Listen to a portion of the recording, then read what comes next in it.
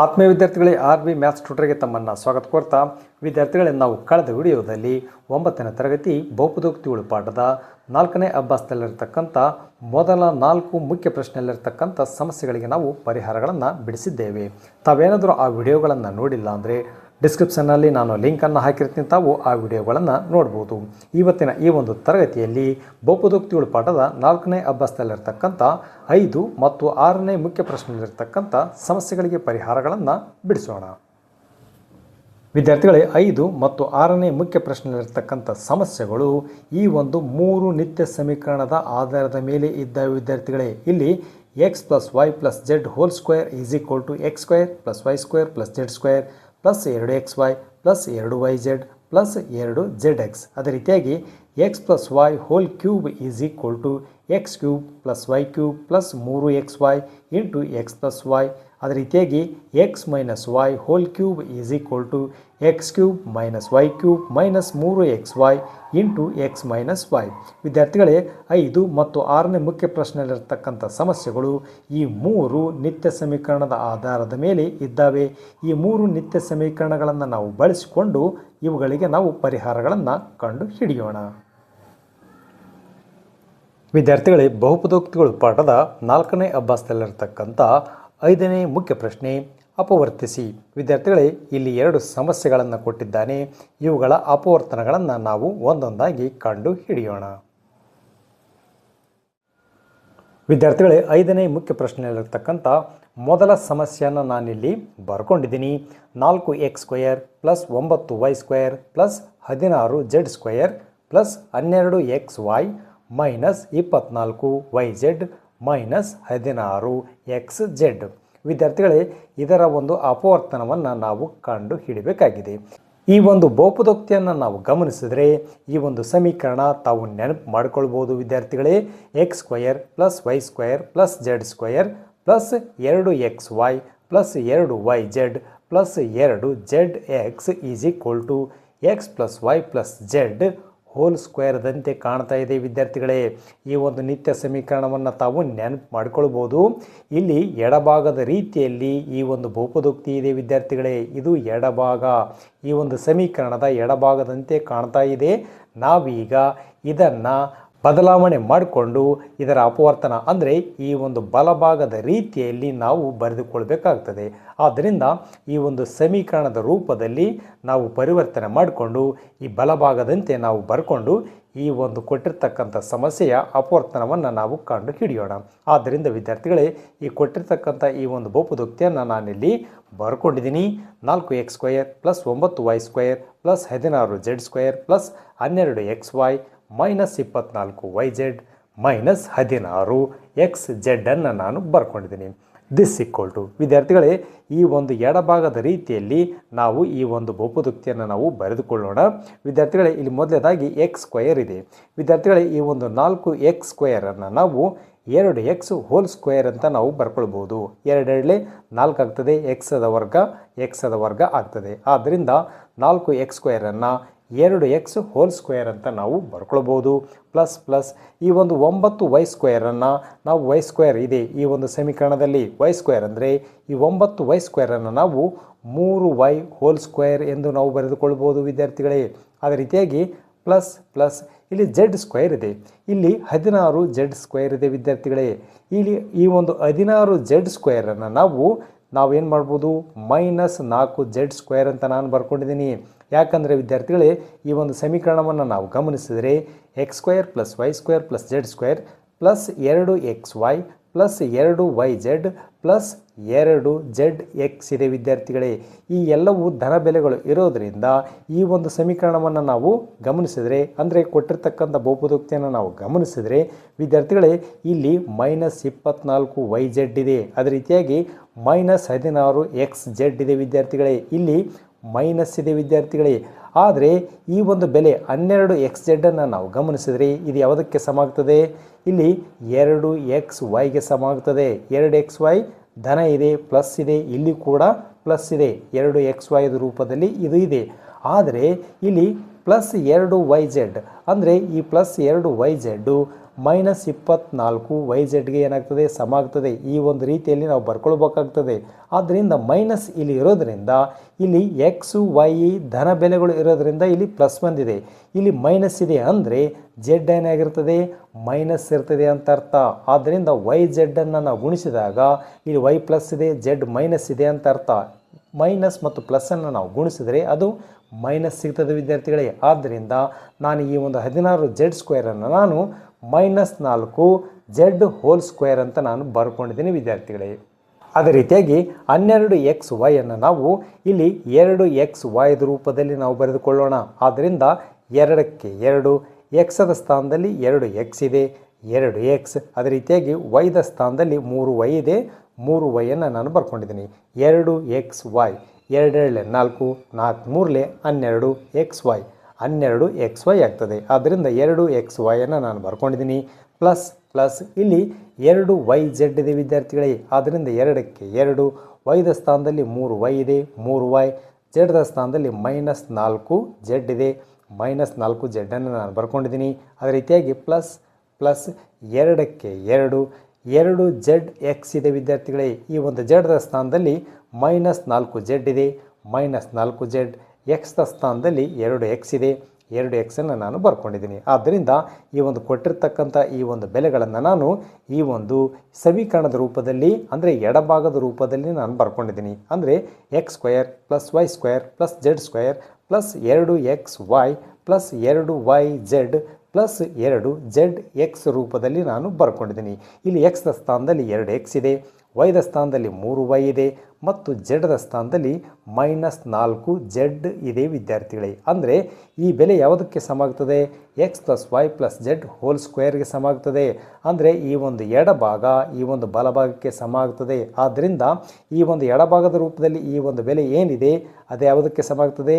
ಬಲಭಾಗದಕ್ಕೆ ಏನಾಗ್ತದೆ ಸಮ ಆಗ್ತದೆ. ಬಲಭಾಗ ಅಂದರೆ x + y + z² ಸಮ ಆಗ್ತದೆ. ಆದ್ದರಿಂದ this equal to x + y + z² ಆಗ್ತದೆ. ಇಲ್ಲಿ ಎಕ್ಸ್ದ ಸ್ಥಾನದಲ್ಲಿ 2x ಇದೆ, 2x, ಪ್ಲಸ್ ವೈದ ಸ್ಥಾನದಲ್ಲಿ 3y ಇದೆ, 3y. ಅದೇ ರೀತಿಯಾಗಿ ಜೆಡ್ದ ಸ್ಥಾನದಲ್ಲಿ -4Z ಇದೆ, -4Z² ಏನಾಗ್ತದೆ ಸಮ ಆಗ್ತದೆ ವಿದ್ಯಾರ್ಥಿಗಳೇ.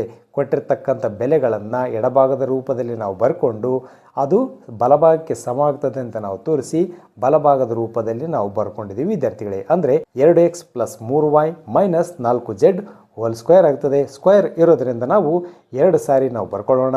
2x + 3y - 4Z ಗುಂಡ್ಲೆ 2x + 3y - 4Z ಆಗ್ತದೆ. ಆದ್ದರಿಂದ ಈ ಒಂದು ಕೊಟ್ಟಿರ್ತಕ್ಕಂಥ ಈ ಒಂದು ಬೆಲೆಯ ಈ ಒಂದು ಸಮಸ್ಯೆಯನ್ನು ನಾವು ಅಪವರ್ತನಗಳನ್ನು ನಾವು ಕಂಡುಕೊಂಡಿದ್ದೀವಿ ವಿದ್ಯಾರ್ಥಿಗಳೇ. ಎರಡನೇ ಒಂದು ಸಮಸ್ಯೆ 2x² + y² + 8z² - 2√2xy + 4√2yz - 8xz. ವಿದ್ಯಾರ್ಥಿಗಳೇ, ಈ ಬೆಲೆಗಳನ್ನು ನಾವು ಗಮನಿಸಿದರೆ ನಿತ್ಯ ಸಮೀಕರಣ x² + y² + z² + 2xy + 2yz + 2zx x + y + z² ದಂತೆ ಕಾಣ್ತಾ ಇದೆ ವಿದ್ಯಾರ್ಥಿಗಳೇ. ಅಂದರೆ ಈ ಒಂದು ನಿತ್ಯ ಸಮೀಕರಣದ ಈ ಒಂದು ಸಮಸ್ಯೆ ಏನು ಕೊಟ್ಟಿದ್ದಾನೆ ಅದು ಎಡಭಾಗದ ರೀತಿಯಲ್ಲಿ ಕಾಣ್ತಾ ಇದೆ. ನಾವೀಗ ಬಲಭಾಗದ ರೀತಿಯಲ್ಲಿ ನಾವು ಬರೆದುಕೊಳ್ಳೋಣ. ಅಂದರೆ ಇದರ ಒಂದು ಅಪವರ್ತನಗಳನ್ನು ನಾವು ಕಂಡುಹಿಡಿಯೋಣ. ಆದ್ದರಿಂದ ಈ ಒಂದು ಬೆಲೆಗಳನ್ನು ನಾನಿಲ್ಲಿ ಹಾಗೆ ನಾನು ಬರ್ಕೊಂಡಿದ್ದೀನಿ ವಿದ್ಯಾರ್ಥಿಗಳೇ. 2x² + y² + 8z² - 2√2xy + 4√2yz - 8xz ಅನ್ನು ನಾನು ಬರ್ಕೊಂಡಿದ್ದೀನಿ. ಇದು ಎಡಭಾಗ ವಿದ್ಯಾರ್ಥಿಗಳೇ. ಈ ಒಂದು ಸಮೀಕರಣದ ರೂಪದಲ್ಲಿ ನಾವು ಬರೆದುಕೊಳ್ಳೋಣ. ಈ ಒಂದು ನಿತ್ಯ ಸಮೀಕರಣದ ಎಡಭಾಗದ ರೀತಿಯಲ್ಲಿ ನಾವು ಬರೆದುಕೊಳ್ಳೋಣ. ದಿಸ್ ಈಕ್ವಲ್ ಟು ವಿದ್ಯಾರ್ಥಿಗಳೇ, ಇಲ್ಲಿ ಮೊದಲನೇದಾಗಿ x² ಇದೆ.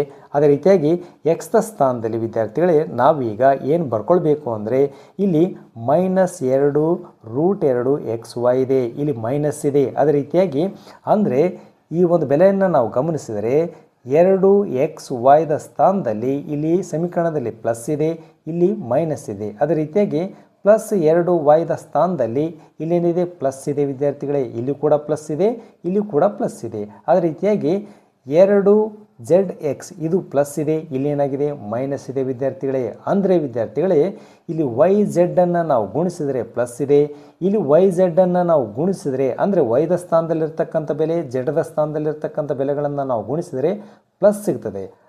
ಅದೇ ರೀತಿಯಾಗಿ ಎಕ್ಸ್ ಮತ್ತು ವೈದ ಸ್ಥಾನದಲ್ಲಿರ್ತಕ್ಕಂಥ ಬೆಲೆಗಳನ್ನು ನಾವು ಗುಣಿಸಿದರೆ ನಮಗೆ ಪ್ಲಸ್ ಬರಬೇಕು, ಆದರೆ ಇಲ್ಲಿ ಮೈನಸ್ ಸಿಗ್ತದೆ. ಅಂದರೆ ಇಲ್ಲಿ ಎಕ್ಸ್ದ ಸ್ಥಾನದಲ್ಲಿರ್ತಕ್ಕಂಥ ಬೆಲೆ ಏನಿದೆ ಋಣ ಬೆಲೆ ಇದೆ ಅಂತ ಅರ್ಥ. ಇಲ್ಲಿ ವೈದ ಸ್ಥಾನದಲ್ಲಿ ಜಡದ ಸ್ಥಾನದಲ್ಲಿರ್ತಕ್ಕಂಥ ಬೆಲೆಗಳನ್ನು ನಾವು ಗುಣಿಸಿದರೆ ಪ್ಲಸ್ಸೇ ಸಿಗ್ತದೆ, ಪ್ಲಸ್ಸೇ ಸಿಕ್ಕಿದೆ. ಇಲ್ಲಿ ವೈ ಪ್ಲಸ್ ಇದೆ, ಆದರೆ ಎಕ್ಸ್ ಏನಿದೆ ಮೈನಸ್ ಇದೆ ಅಂತ ಅರ್ಥ. ಆದ್ದರಿಂದ ಎಕ್ಸ್ದ ಸ್ಥಾನದಲ್ಲಿರ್ತಕ್ಕಂಥ ಬೆಲೆಯನ್ನು ನಾವು ಋಣ ಬೆಲೆಯನ್ನಾಗಿ ನಾವು ಬರೆದುಕೊಳ್ಳೋಣ.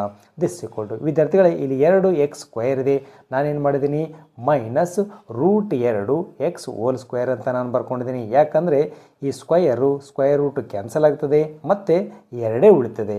ಎಕ್ಸನ್ನು ನಾನು ಹೊರಗಡೆ ಬರ್ಕೊಂಡಿದ್ದೀನಿ, ಅದೇನಾಗ್ತದೆ ವರ್ಗ ಆಗ್ತದೆ. ಪ್ಲಸ್ y² ಇದೆ, y² 2 ಅಂತ ನಾನು ಬರ್ಕೊಂಡಿದ್ದೀನಿ.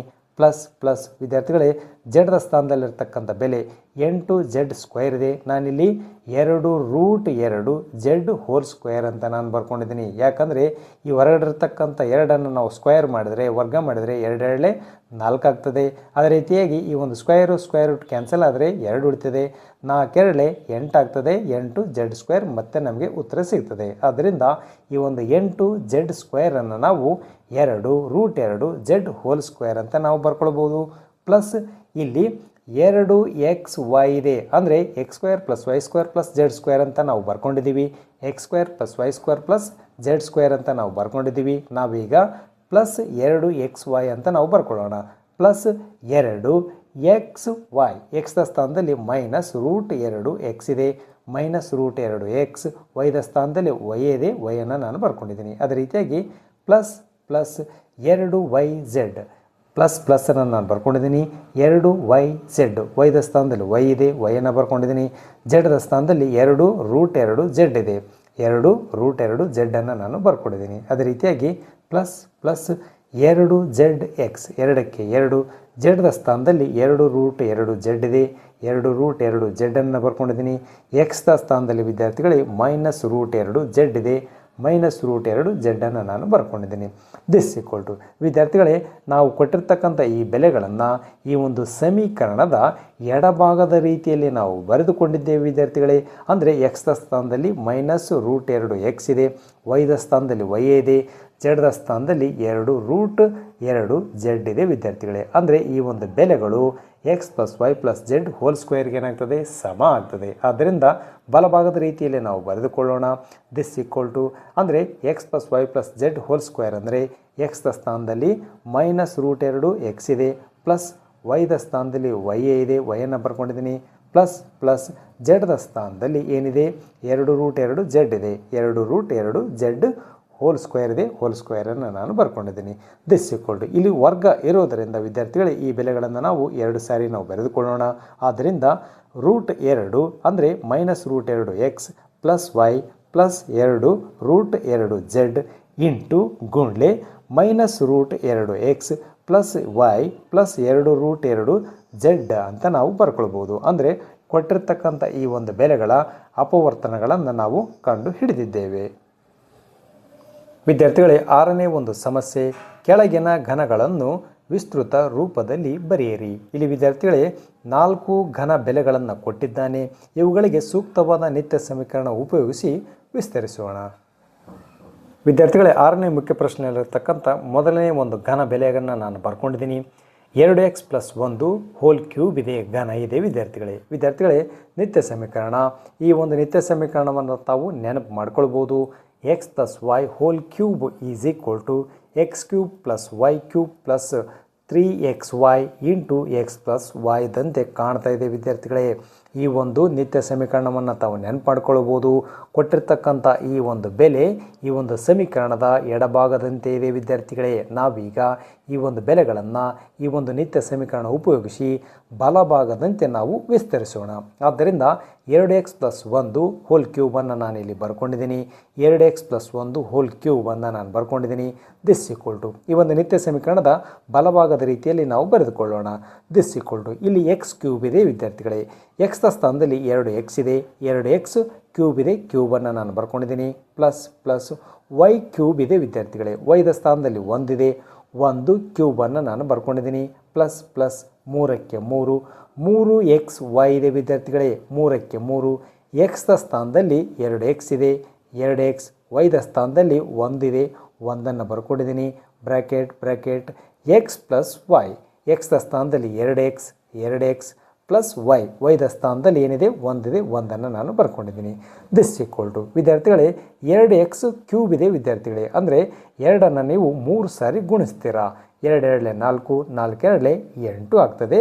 ಮತ್ತು ಎಕ್ಸದ ಘಾತ ಸೂಚಿ 3ಅನ್ನು ನಾನು ಬರ್ಕೊಂಡಿದ್ದೀನಿ. ಅಂದರೆ ಎಕ್ಸದ ಘನವನ್ನು ನಾನು ಬರ್ಕೊಂಡಿದ್ದೀನಿ. ಪ್ಲಸ್ ಪ್ಲಸ್ 1ರ ಘನ 1 1 1 1 1 1 1ಅನ್ನು ನೀವು 3 ಸಾರಿ ಗುಣಿಸಿದರೆ ಅದು ಒಂದೇ ಬರ್ತದೆ. ಪ್ಲಸ್ ಪ್ಲಸ್ ವಿದ್ಯಾರ್ಥಿಗಳೇ ಈ 3 ಬೆಲೆಗಳನ್ನು ನೀವು ಗುಣಿಸ್ತೀರಾ. 3 ಧನ ಬೆಲೆಗಳು ಇರೋದರಿಂದ ಇಲ್ಲೇನು ಬರ್ತದೆ, ಧನನೇ ಬರ್ತದೆ. 3 2 6 6 1 6 ಎಕ್ಸ್ಗೆ ಎಕ್ಸನ್ನು ಬರ್ಕೊಂಡಿದ್ದೀನಿ. 2x ಪ್ಲಸ್ 1ಅನ್ನು ಬ್ರಾಕೆಟ್ನಲ್ಲಿ ಹಾಗೆ ನಾನು ಬರ್ಕೊಂಡಿದ್ದೀನಿ. ದಿಸ್ ಈಕ್ವಲ್ ಟು 8 ಎಕ್ಸದ ಘಾತ 3 ಪ್ಲಸ್ ಪ್ಲಸ್ 1ಕ್ಕೆ 1 ಪ್ಲಸ್ ಪ್ಲಸ್ ವಿದ್ಯಾರ್ಥಿಗಳೇ ಈ ಒಂದು ಬ್ರ್ಯಾಕೆಟ್ನ ಹೊರಗಡೆ 6x ಇದೆ. ನಾವು ಈ 2 ಬೆಲೆಗಳಿಗೆ ನಾವು ಗುಣಿಸೋಣ. ಪ್ಲಸ್ ಇಂಟು ಪ್ಲಸ್ 2x ಏನಿದೆ ಪ್ಲಸ್ ಇದೆ. ಪ್ಲಸ್ ಇಂಟು ಪ್ಲಸ್ ಪ್ಲಸ್ ಆಗ್ತದೆ. 6 2 12 ಎಕ್ಸ್ ಇಂಟು ಎಕ್ಸ್ ಸ್ಕ್ವೇರ್ ಆಗ್ತದೆ. ಅದೇ ರೀತಿಯಾಗಿ ಪ್ಲಸ್ ಇಂಟು ಪ್ಲಸ್ ಪ್ಲಸ್ ಆಗ್ತದೆ. 6x 1 6x ಆಗ್ತದೆ. ವಿದ್ಯಾರ್ಥಿಗಳೇ ಈ ಒಂದು ಬೆಲೆಗಳನ್ನು ನಾವು ಕ್ರಮಾನುಗತವಾಗಿ ನಾವು ಬರೆದುಕೊಳ್ಳೋಣ. ದಿಸ್ ಈಕ್ವಲ್ ಟು ಇಲ್ಲಿ 8 ಎಕ್ಸ್ದ ಘಾತ 3ಅನ್ನು ನಾನು ಮೊದಲೇದಾಗಿ ಬರ್ಕೊಳ್ತಾ ಇದ್ದೀನಿ, ಮೊದಲೇ ಪದವನ್ನಾಗಿ. ಅದೇ ರೀತಿಯಾಗಿ 12 ಎಕ್ಸ್ ಸ್ಕ್ವೇರನ್ನು ನಾನು 2ನೇ ಪದವನ್ನಾಗಿ ನಾನು ಬರ್ಕೊಳ್ತಾ ಇದ್ದೀನಿ. 6 ಎಕ್ಸನ್ನು ನಾನು 3ನೇ ಪದವಾಗಿ ಬರ್ಕೊಳ್ತಾ ಇದ್ದೀನಿ. ಮತ್ತು ಸ್ಥಿರ ಸಂಖ್ಯೆ 1ಅನ್ನು ನಾನು ಕೊನೆಗೆ ನಾನು ಬರ್ಕೊಂಡಿದ್ದೀನಿ. ಆದ್ದರಿಂದ ಈ ಒಂದು ಕೊಟ್ಟಿರ್ತಕ್ಕಂಥ ಈ ಒಂದು ಬೆಲೆಯ ಘನವನ್ನು ನಾವು ವಿಸ್ತರಿಸಿ ಬರೆದುಕೊಂಡಿದ್ದೇವೆ. ಅದೇ ರೀತಿಯ ವಿದ್ಯಾರ್ಥಿಗಳೇ ಎರಡನೇ ಒಂದು ಘನ ಬೆಲೆ 2a minus 3b whole cube ಇದೆ. ವಿದ್ಯಾರ್ಥಿಗಳೇ ನಿತ್ಯ ಸಮೀಕರಣ.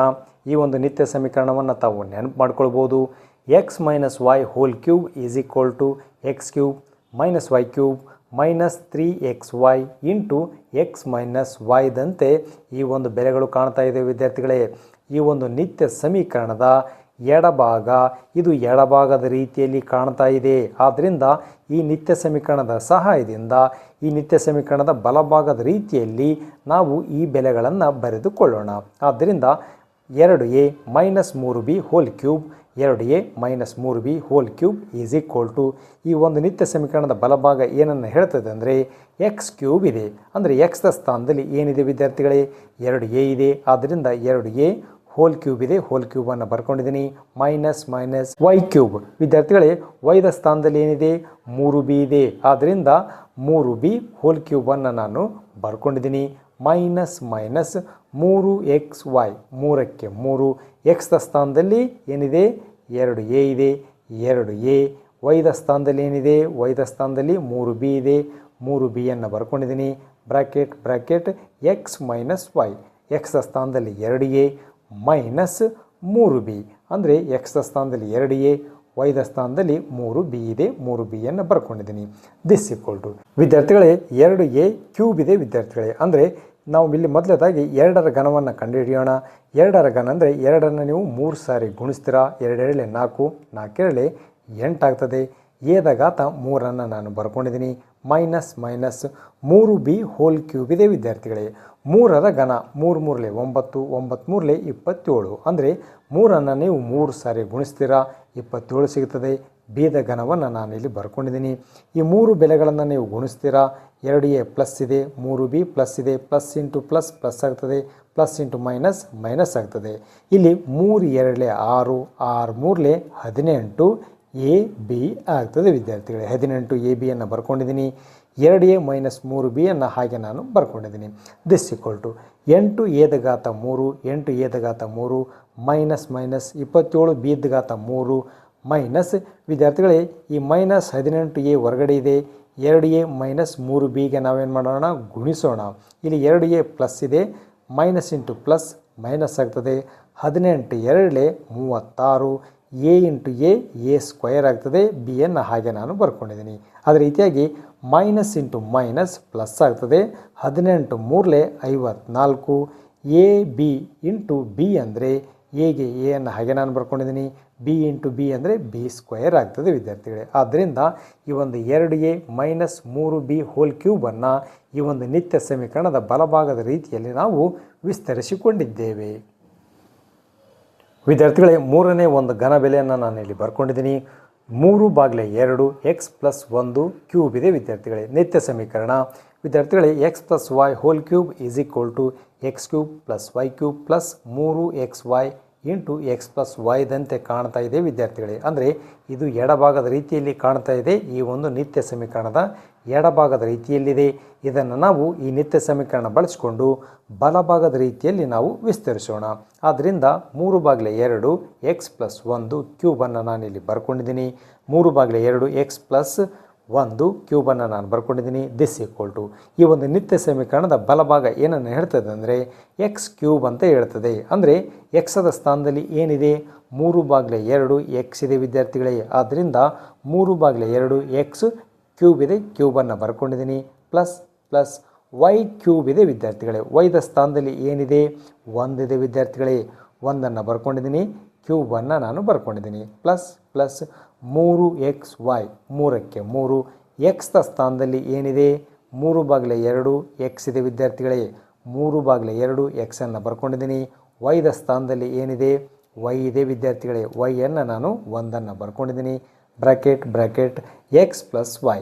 ಎಕ್ಸ್ದ ಸ್ಥಾನದಲ್ಲಿ 3/2 ಎಕ್ಸ್, ವೈದ ಸ್ಥಾನದಲ್ಲಿ 1 ಇದೆ. ಆದ್ದರಿಂದ 3/2 ಎಕ್ಸ್, ವೈದ ಸ್ಥಾನದಲ್ಲಿ ಪ್ಲಸ್ 1 ಇದೆ. ಪ್ಲಸ್ 1ಅನ್ನು ನಾನು ಬರ್ಕೊಂಡಿದ್ದೀನಿ.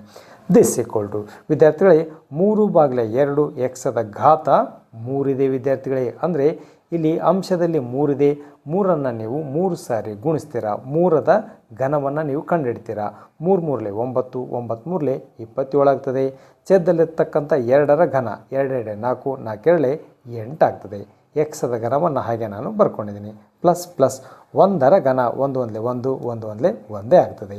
ಅದೇ ರೀತಿಯಾಗಿ ಈ 3 ಬೆಲೆಗಳನ್ನು ನಾವು ಗುಣಿಸೋಣ ವಿದ್ಯಾರ್ಥಿಗಳೇ. ಇಲ್ಲಿ ಅಂಶದಲ್ಲಿ 3 ಇದೆ, ಅಂಶದಲ್ಲಿ 3 ಇದೆ. 3 3 9, 9 1 9 ಆಗ್ತದೆ. ಛೇದದಲ್ಲಿ 2 ಇದೆ. ಎಕ್ಸನ್ನು ಹಾಗೆ ನಾನು ಬರ್ಕೊಂಡಿದ್ದೀನಿ. ಈ ಒಂದು ಬ್ರ್ಯಾಕೆಟ್ನಲ್ಲಿರ್ತಕ್ಕಂಥ ಬೆಲೆಗಳು 3/2 ಎಕ್ಸ್ ಪ್ಲಸ್ 1ಅನ್ನು ಹಾಗೆ ನಾನು ಬರ್ಕೊಂಡಿದ್ದೀನಿ. ದಿಸ್ ಈಕ್ವಲ್ ಟು 27/8 ಎಕ್ಸ್ ಕ್ಯೂಬನ್ನು ಹಾಗೆ ನಾನು ಬರ್ಕೊಂಡಿದ್ದೀನಿ. ಪ್ಲಸ್ 1 ಪ್ಲಸ್ ವಿದ್ಯಾರ್ಥಿಗಳೇ ಇಲ್ಲಿ ಹೊರಗಡೆಗೆ 9/2 ಎಕ್ಸ್ ಇದೆ. ಈ ಬ್ರ್ಯಾಕೆಟ್ನಲ್ಲಿ 3/2 ಎಕ್ಸ್ ಪ್ಲಸ್ 1ಕ್ಕೆ ಈ ಒಂದು ಬೆಲೆಯಿಂದ ನಾವು ಗುಣಿಸೋಣ. ಇಲ್ಲಿ ವಿದ್ಯಾರ್ಥಿಗಳೇ ಪ್ಲಸ್ ಇಂಟು ಪ್ಲಸ್, ಇಲ್ಲೇನಿಲ್ಲ ಅಂದರೂ ಪ್ಲಸ್ ಇರ್ತದೆ. ಪ್ಲಸ್ ಇಂಟು ಪ್ಲಸ್ ಪ್ಲಸ್ ಆಗ್ತದೆ. 9 3 27 ಅಂದರೆ ಅಂಶನ ನಾನು ಗುಣಿಸಿದ್ದೀನಿ. ಛೇದವನ್ನು ಗುಣಿಸೋಣ. 9 3 27, 2 2 4 X into X X square ಆಗ್ತದೆ. ಅದೇ ರೀತಿಯಾಗಿ ಪ್ಲಸ್ ಇಂಟು ಪ್ಲಸ್ ಪ್ಲಸ್ ಆಗ್ತದೆ. 9 1 9, ಛೇದದಲ್ಲಿ 2 ಇದೆ. 2ಅನ್ನು ಹಾಗೆ ನಾನು ಬರ್ಕೊಂಡಿದ್ದೀನಿ. ಎಕ್ಸನ್ನು ಹಾಗೆ ನಾನು ಬರ್ಕೊಂಡಿದ್ದೀನಿ. 1ಕ್ಕೆ ಈ ಒಂದು ಬೆಲೆಯಿಂದ ನಾವು ಗುಣಿಸಿದರೆ ಬೆಲೆಯಲ್ಲಿ ಏನು ಬದಲಾವಣೆ ಆಗಲ್ಲ. ಈ ವಿದ್ಯಾರ್ಥಿಗಳೇ ಈ ಕೊಟ್ಟಿರ್ತಕ್ಕಂಥ ಈ ಒಂದು ಬೆಲೆಗಳನ್ನು ನಾವೇನು ಕಂಡುಹಿಡ್ಕೊಂಡಿದ್ದೀವಿ ಇವುಗಳನ್ನು ನಾವು ಕ್ರಮಾನುಗತವಾಗಿ ನಾವು ಬರೆದುಕೊಳ್ಳೋಣ. ದಿಸ್ ಈಕ್ವಲ್ ಟು 27/8 ಎಕ್ಸ್ ಕ್ಯೂಬನ್ನು ನಾನು ಮೊದಲೇದಾಗಿ ಬರ್ಕೊಂಡಿದ್ದೀನಿ. ಅದೇ ರೀತಿಯಾಗಿ ಎಕ್ಸ್ ಸ್ಕ್ವೇರನ್ನು 2ನೇ ಸ್ಥಾನದಲ್ಲಿ ನಾವು ಬರ್ಕೊಳ್ಳೋಣ. 27/4 ಎಕ್ಸ್ ಸ್ಕ್ವೇರನ್ನು 2ನೇ ಸ್ಥಾನದಲ್ಲಿ ಬರ್ಕೊಂಡಿದ್ದೀನಿ. 3ನೇ ಸ್ಥಾನದಲ್ಲಿ 9/2 ಎಕ್ಸನ್ನು ನಾನು 9/2 ಎಕ್ಸನ್ನು ನಾನು 3ನೇ ಸ್ಥಾನದಲ್ಲಿ ಬರ್ಕೊಂಡಿದ್ದೀನಿ.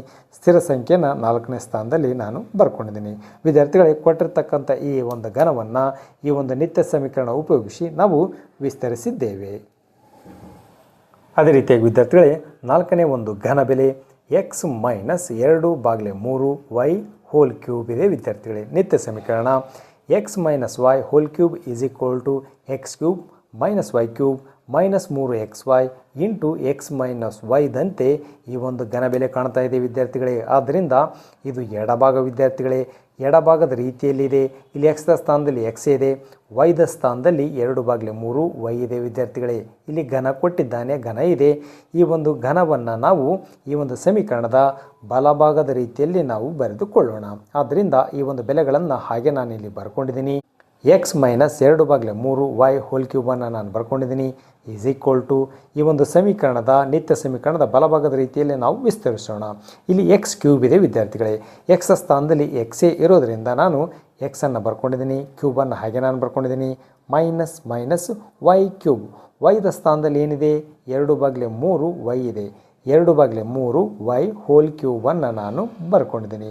Minus minus 3xy, minus minus ಹಾಗೆ ನಾನು ಬರ್ಕೊಂಡಿದ್ದೀನಿ, 3ಕ್ಕೆ 3 ಎಕ್ಸ್ ವೈ ಇದೆ ವಿದ್ಯಾರ್ಥಿಗಳೇ. ಎಕ್ಸ್ದ ಸ್ಥಾನದಲ್ಲಿ ಎಕ್ಸೇ ಇದೆ, ಎಕ್ಸನ್ನು ನಾನು ಬರ್ಕೊಂಡಿದ್ದೀನಿ.